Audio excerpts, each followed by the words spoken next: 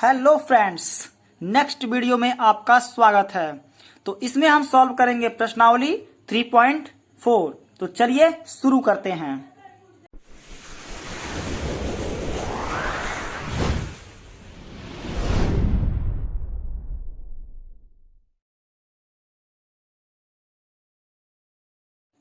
तो इसमें हमारा पहला क्वेश्चन है, निम्न समीकरणों के युग्म को विलोपन विधि तथा प्रतिस्थापन विधि से हल कीजिए, कौन सी विधि अधिक उपयुक्त है।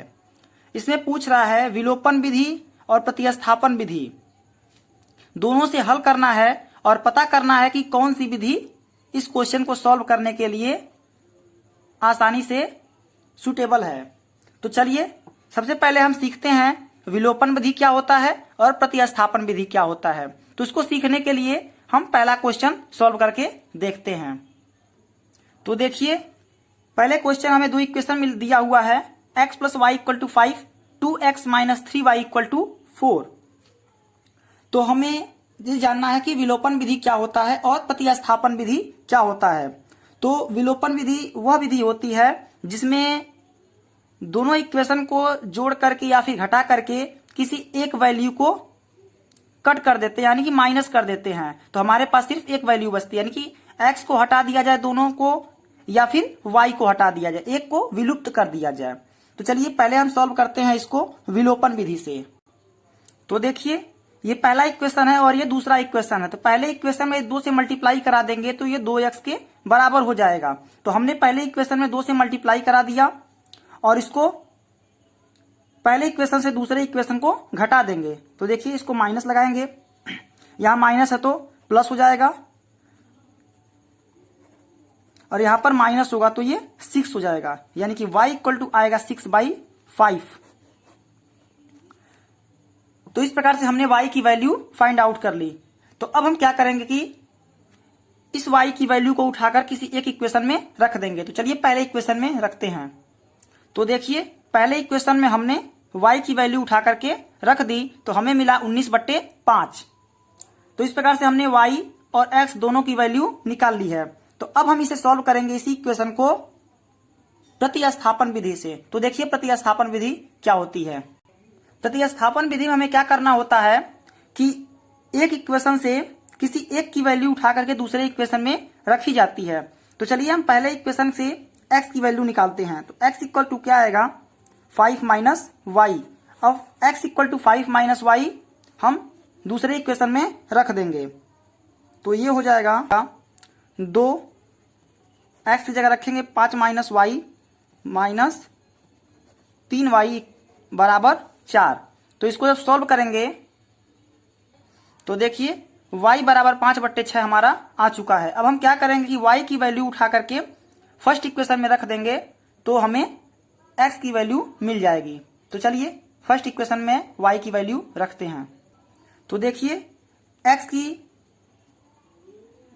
y की वैल्यू हमने उठा करके फर्स्ट इक्वेशन में रखी है तो हमें x बराबर मिला है 19/5। तो प्रतिस्थापन विधि से हमें सेम वैल्यू मिली है। और देखिए यहां भी जब हमने इसको विलोपन विधि सॉल्व किया था तो वहां भी हमें सेम वैल्यू मिली थी। तो आप इसमें से अब डिसाइड कर सकते हैं कि कौन सी विधि सूटेबल है आपके लिए। तो इसी प्रकार से आप इन अगले 3 क्वेश्चन की प्रैक्टिस कर सकते हैं। तो हमारा दूसरा क्वेश्चन है, निम्न समस्याओं में रैखिक समीकरणों के युग्म बनाइए और उनके यदि उनका अस्तित्व हो विलोपन विधि से ज्ञात कीजिए। यदि उनका अस्तित्व हो कहने का मतलब ये होता है कि जो क्वेश्चन अगले नीचे दिया हुआ है इसमें यदि इक्वेशन आपका बन जाता है तो यानी उसका अस्तित्व है। ठीक है, तो जब इक्वेशन बना लेंगे तो हमें उसको विलोपन विधि से ही सॉल्व करना है। तो चलिए पहले इक्वेशन को देखते हैं और इसका इक्वेशन प्राप्त करते हैं। तो देखिए हमारा दूसरा क्वेश्चन ये है, यदि हम अंश में एक जोड़ दें तथा हर में से एक घटा दें तो भिन्न एक में बदल जाती है। यदि हर में एक जोड़ दें तो यह भिन्न 1/2 हो जाती है, वह भिन्न ज्ञात कीजिए। तो हम क्या करेंगे इस प्रकार के क्वेश्चन को सॉल्व करने के लिए, मानेंगे अंश बराबर 1 है तथा हर बराबर y है। तो शर्त के अनुसार x प्लस 1/2 y माइनस 1। कह रहा है अंश में एक जोड़ दें, एक जोड़ दिया, और हर में से एक घटा दें, तो घटा दिया, तो हमारी जो भिन्न है एक में परिवर्तित हो जाती है, तो यानी इक्वल टू 1 हो जाएगा।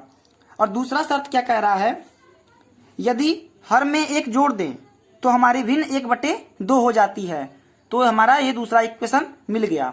अब हम इन दोनों इक्वेशन को सॉल्व करके x और y की वैल्यू निकालेंगे, लेकिन यहाँ कह रहा है विलोपन विधि से ही निकालना है। विलोपन विधि क्या कहता है कि एक वैल्यू को विलुप्त कर देनी है। तो चलिए पहले इसको स्टेट फॉर्म में करते हैं। तो देखिए इस इक्वेशन को हम इस प्रकार लिख सकते हैं और इस इक्वेशन को इस प्रकार से लिख सकते हैं। तो देखिए इस इक्वेशन में x minus Y equal to -2 है और इस इक्वेशन में 2x minus Y is equal to +1 है। तो हम क्या करेंगे, यहाँ -y है, यहाँ भी -y है, दोनों इक्वेशन को घटा दिया जाए आपस में, तो y से y कैंसिल हो जाएगा, यानी कि विलुप्त हो जाएगा। तो चलिए फर्स्ट इक्वेशन से सेकंड इक्वेशन को घटाते हैं। तो देखिए हमने लिखा समीकरण 1 माइनस समीकरण 2, तो x minus Y equal to -2, 2x plus Y is equal to 1। तो इसको माइनस करेंगे तो यहाँ माइनस का चिन्ह होगा और यहाँ ऑलरेडी माइनस है, तो जब माइनस लगाएंगे तो ये प्लस हो जाएगा, तो यानी y से y कैंसिल आउट हो जाएगा। तो इसमें से देखिए अब -2x है, यहाँ पे x है, यानी कि 2 में से अब x जाएगा तो क्या बचेगा x, लेकिन यहाँ चिन्ह किसका आएगा, माइनस का, क्योंकि जो 2x है इसके सामने माइनस का चिन्ह है, जिसके वैल्यू बड़ी होती है उसके सामने का चिन्ह हमें लिखना होता है। इसको माइनस करेंगे तो -1 -2 हो जाएगा -3, तो ये यहाँ से माइनस कैंसिल आउट हो जाएगा, तो x इक्वल टू हमें मिल जाएगा 3। अब हम क्या करेंगे कि x की वैल्यू उठा करके किसी इक्वेशन में रख देंगे। तो चलिए हम इसको पहले इक्वेशन में ही रख देते हैं। तो देखिए x minus Y equal to -2, इसमें हमने x की वैल्यू 3 रखी, तो हमारा y की वैल्यू मिल गई 5।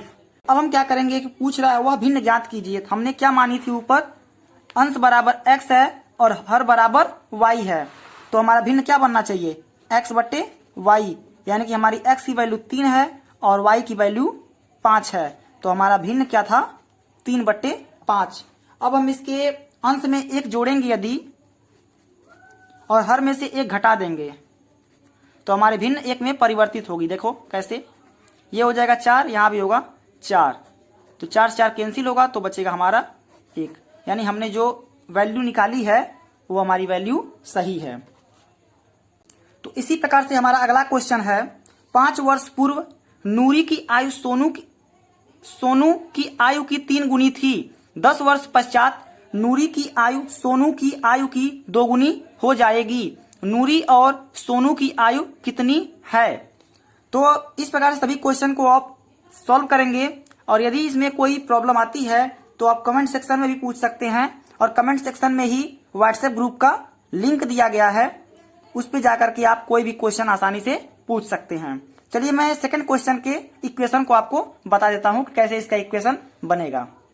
तो जब हम इसके शर्त के अनुसार चलेंगे तो हमें x minus 3y plus 10 is equal to 0 and x minus 2y minus 10 equal to 0 प्राप्त होगा। अब इन इक्वेशन को सॉल्व करके x और y की वैल्यू फाइंड आउट कर देंगे, जिसमें से हमारा x की जो वैल्यू होगी वो सोनू की आयु होगी और हमारी जो y की वैल्यू होगी वो नूरी की आयु होगी।